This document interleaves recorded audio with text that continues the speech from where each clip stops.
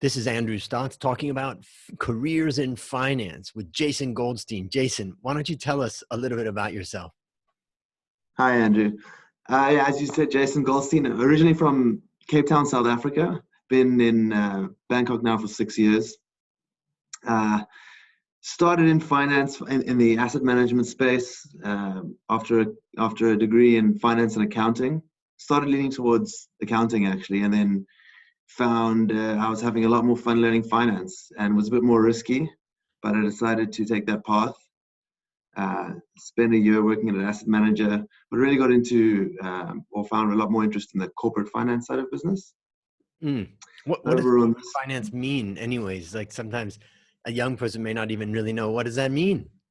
yeah, corporate finance is finance for, let's say, corporates or for companies. So if companies are looking to buy or sell other companies, if they're looking for valuations of companies per se. So our clients aren't individuals buying, let's say, stocks. They are companies looking for, potentially a strategic acquisition of another company, or maybe even a fund looking to buy out, let's say, another company. Mm. But yeah, let's say our clients are companies, not people. Got it. And so Yeah. tell us a little bit about what you do now, so we can understand that. And then we'll step back to kind of the beginning of your career. Yeah, sure. So, I mean, day to day, I manage a small team, and we deal with mandates, which are, like I mentioned, something like a valuation. We have a client or a lead who wants to maybe enter the Thai market, and they don't know how much to pay for a company, or they ask us to do due diligence, and they ask us to investigate this company. And our side, we lean more on the financial side of things. So we dig into their books, and look at their performance, their historical trends, come up with a valuation, come up with some red flags, and look at risks. So we help them and we advise them on the M&A process. And why wouldn't they just do that themselves? Yeah, good question. I think companies don't always have the expertise. So you might see a company and think, wow, they're trading really well. They're filling a gap, but what do their financials look like? What about working capital? If I buy this company, how much money are they going to need from me to continue operating? Mm. What about their debt? There are, let's say, operational hazards or operational risks that they want to clarify ahead of investing a lot of money into another company. So like you have experience knowing the checklist of everything that's got to be looked at. So when a company employs you, they're trusting that you're going to be able to basically guide them through the Yeah, rough stuff so that you are the ones trying to, make sure you uncover anything that you've probably seen many times. And if it's a company that's doing an acquisition, they don't do that many acquisitions. They just may yeah, not have any knowledge of that, and they know how to run their business.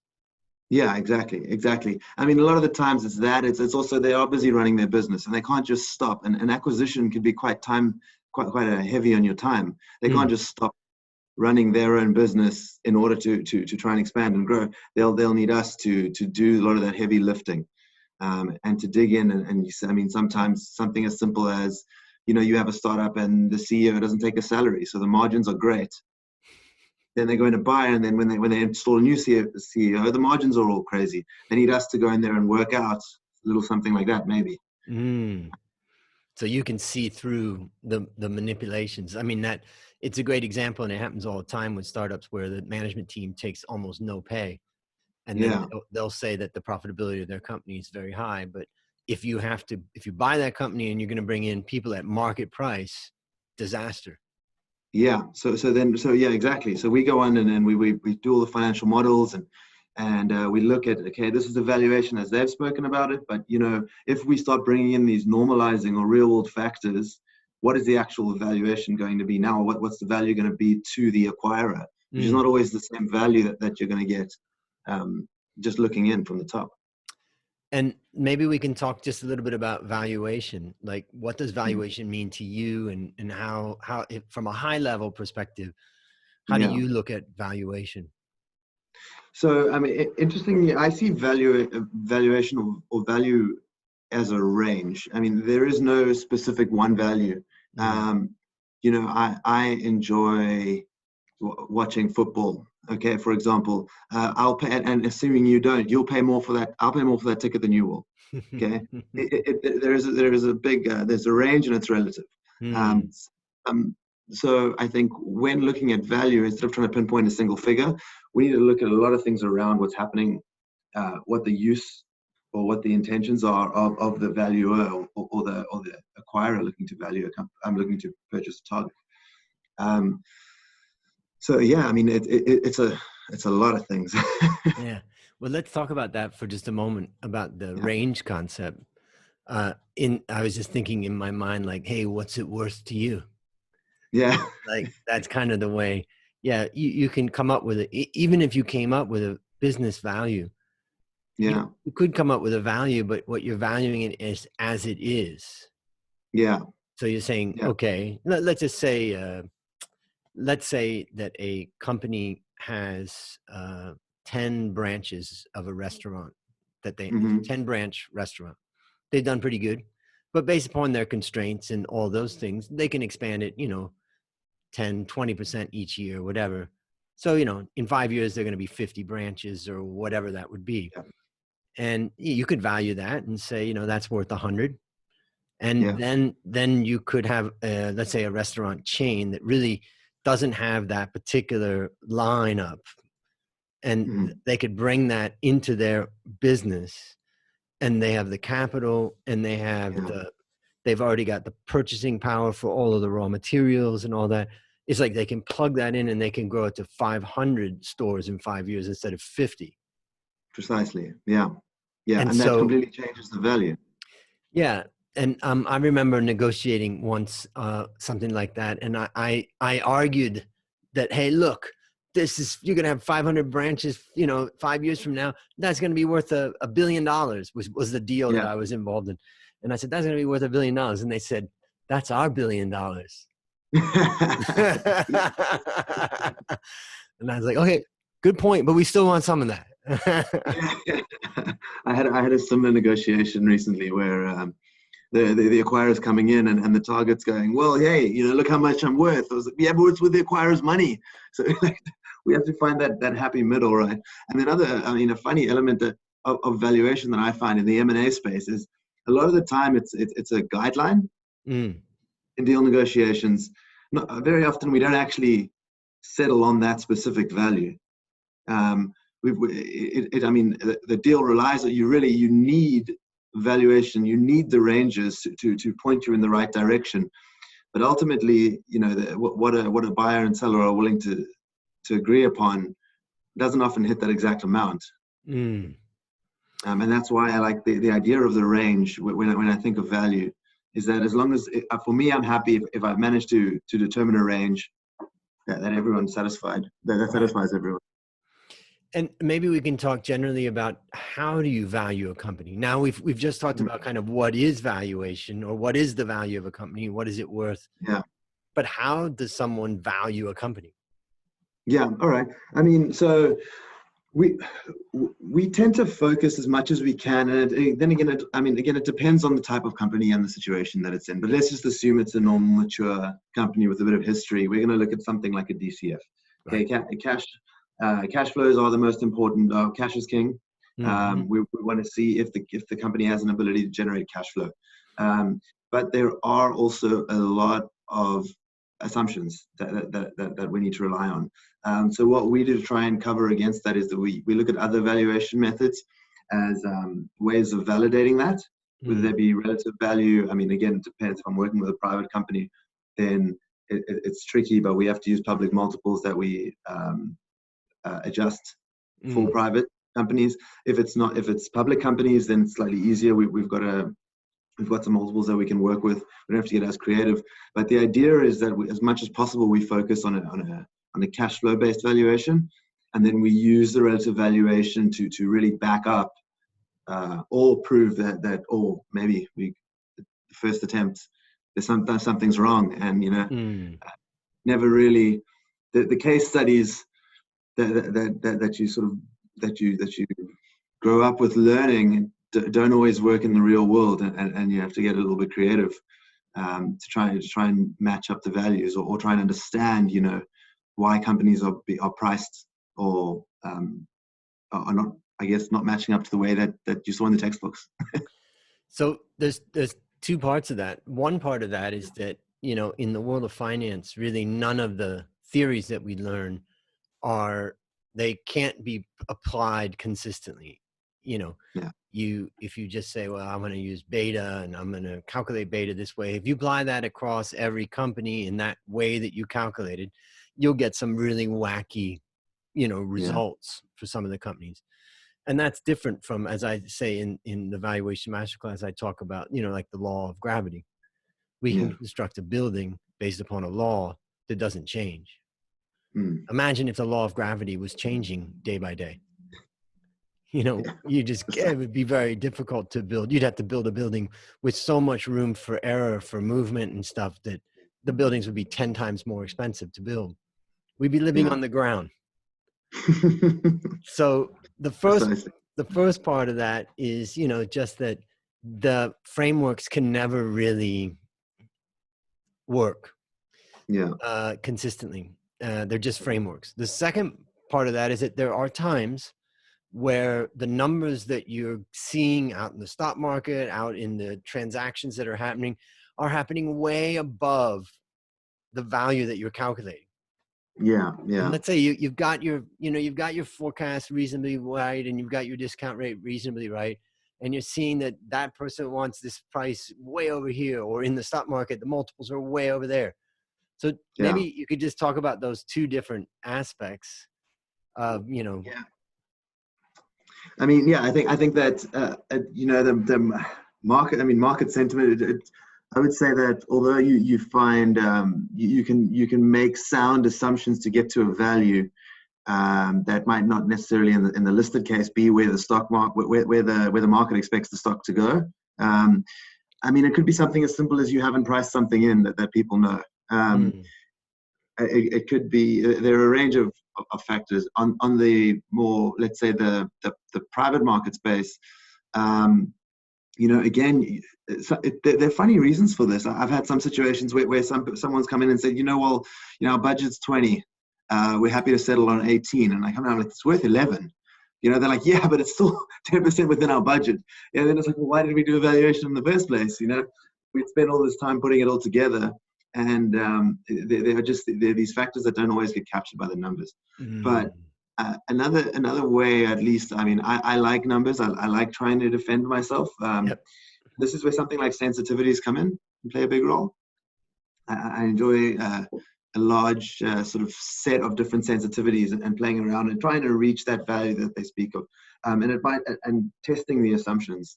It's interesting to see, maybe you can work out where you've gone wrong, or something you haven't seen, or maybe it's not even you that's made the mistake. Right. So when I think about valuation, I mean, one of the other questions is, do you see times where valuations are just not right? Like right now, let's say the US market is correcting, other markets are correcting. Could it be that the people valuing the companies they just didn't value them right? How could it be with all of the people very smart, how can it be? I mean, it is an interesting one, and I think of I wouldn't say it keeps me up, but at night, but I do think about it, and it depends also what's driving. So touching back on something small that I like to look at is playing around with technical analysis. People have expectations. Not everyone is valuing based on pure logic and defensible assumptions. So it just depends which way the market's leaning, and something like technical is a funny example of spotting a little trend. And if enough people spot it, they'll trade it up to it. And it's not the full answer, but I mean, it's one of the contributing factors, I think. I mean, with the way things are going in the economy and the tools that we have, or let's say that the fiscal and monetary tools that are available can really benefit and what I'm trying to say is sort of promote stock market growth to a Mm. point. And I see a lot of that, and I see a lot of people thinking, you know what, it's going to be good for a while. Always optimistic, Mm. and Yeah, and when markets especially go up and up and up, you can gain that. One other question about M&A. I mean, I did a study many years ago where I looked at 5,000 M&A deals across the world, and I measured two things: the share price performance of the acquirer, and I also measured the return on invested capital of the acquirer before the acquisition, 3 years after, and 5 years after. And okay, um, you're smiling because you're probably anticipating what I'm about to say, but that was that 78% of the time, 3 to 5 years out, the return on invested capital of the parent company, the acquiring company, was lower than before they acquired that company. yeah, And of course, they didn't go in saying that, hey, we're going to lower our overall returns by buying this company. They said, we're going to have synergy, and we're going to be able to cut costs, and this is going to allow us to grow, get more economies of scale. But in fact, it didn't really work. I'm just yeah, curious what your experience with is, when you look at M&A as a big picture. I'm not talking about just the deals that you've been involved, but just M&A in yeah. general. Maybe the question really is, what are the things that someone needs to do to make sure that they don't have that problem? Yeah, yeah, really good question and interesting insight. I mean, I find, and this is an interesting one that's big. I mean, it's becoming more and more prevalent for me now, but it's that what we call post-merger integration, and often the soft things. Okay, so you Mm, look at the numbers all make sense, and so often, I mean, I'm hired to tell you what the effect of the numbers are, but deep down, one of my more or things I'm more interested in is humans. mm-hmm, A big part of my job now actually is also dealing with internally and building the team and looking at those soft things that you can't always measure. And I think a big explanation for a lot of those cases is the fact that, it's the simple little human elements that weren't considered. The team didn't get on. They were operating in two separate ways, and all of a sudden you stripped out half of their friends, you threw them in with a bunch of people and then if the one company bought the other one, so automatically, psychologically, they think that they're superior, and then you throw in this high performing team at the bottom, but they've made you feel inferior. Little things like that it's so difficult to anticipate, but mm. it lets little divisions implode, and then you don't see that 1 + 1 = 1.5, not two, Yeah, I guess or that's three. the great point. And I think the lesson particularly for young people who are studying finance is that the numbers are just the beginning. Yeah, In fact, the numbers are a reflection of the management's decisions and strategies. yeah, And they're not the origin, they're just a mirror, or, an ability for us to kind of observe what outcomes are. I saw a situation where an acquiring company came in and they bought a company that was number one market share and had been for 15 years. They bought this company, and basically they immediately kind of started putting pressure on this number one market share company, and then within about 5 or 6 years their market share had gone down to like number yeah, 6. And you just think, it sometimes, it's just acquisitions are just really hard. But I think the point that yeah, you raise is it's the human element. yeah, So maybe I'll wrap it up by asking a question about, for a young person these days, graduating, let's say in finance or something, not just in Thailand but around the world. They mhm, see a very competitive, financial landscape. They see a lot of different jobs. They're not exactly sure where they should go. Maybe you yeah. could give some ideas or some, from your own experience, of kind of what are some things that they should do to make sure that they Yeah. build themselves a career that they're happy with. Yeah, sure. I think a really important one, and it's always been a good laugh. It's about, I believe very very much in, it's who you know, not what you know. Not entirely, but it is really important because when I'm in a hiring position, the first thing I do is look for people that'll be fun to work around, and obviously you want to look at who's capable, but I mean, you're spending 8 to 12 hours with someone, you know, who you know becomes pretty important. And it doesn't mean the people who got it don't deserve it. Mm. But again, touching on that human element is real important. So when you're trying to break into the industry, meet as many people as you can. I was fortunate enough to have many mentors on my way who introduced me to people who vouched for me, and really it supported me much more than, and got me way further than just handing in a sparkly CV would have. So sparkly CV goes into a bunch, and 9 times out of 10, you know, the hiring clerk is not going to go through each and every single one of the 100-pile list. If they find someone near the top who's good, it's not all the time, but I mean, a lot of the time that's going to happen. I've seen that growing up in many different industries. Mm. So getting that foot in the door through who you know is big, and not everything. I mean, you still need to work real hard and prove yourself and be willing to do that little bit extra. But yeah. I was thinking about the other part of that is that, would you say that it's important to ask for help from people? Like, Mm, sometimes I know in my youth, I was kind of brought up in a way where you don't ask for help mm, and you do it on your own.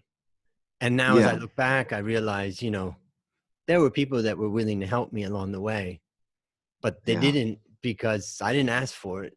And, you're not going to get in this world what you want if you don't ask. And yeah, sometimes yeah. you may even make them feel a little bit uncomfortable to say, would you be willing to, they're like, okay. Yeah, yeah. I mean, I think absolutely. For me, I agree that there's honor in doing it you by yourself, and that whole Mm, trail of thought. For me, I'm more than happy to ask for favors. I don't know where my switch flipped. I think it was in my early days here, meeting a mentor who was happy to help me out, and mm, he said to me, "Look, you pass this on. You help other people." And I'm more than happy to help as whoever I can. But I know that, and maybe that's what I use as my justification. If I need a favor from someone, or I'm trying to help, or I need some help, I'll if you don't try, you'll never know. I'll ask and try and do it in the least awkward way possible. But mm. that's something that could help me. Any chance you could help me, and then most importantly is passing that down to people that you can help afterwards. Yeah, that's great. So for the young people out there, don't be afraid to ask the people around you that you like and you respect, if to get their advice, to ask them if they could help you do something, or, don't be afraid to try. The worst case is that they just say, no, I'm not going to do that. That's not going to ruin a relationship, and I think that that's where I was probably more careful when I was young, and I was just worried that I would upset them, when in fact there was a lot more willingness to help than I realized. Good. Yeah. All right. Well, I'm going to thank you there. You and I will talk in just a bit, but I want to thank you, and, for taking the time to kind of explain what you're doing and your career, which is fascinating. You're more than welcome. Thanks very much for having me. Yeah.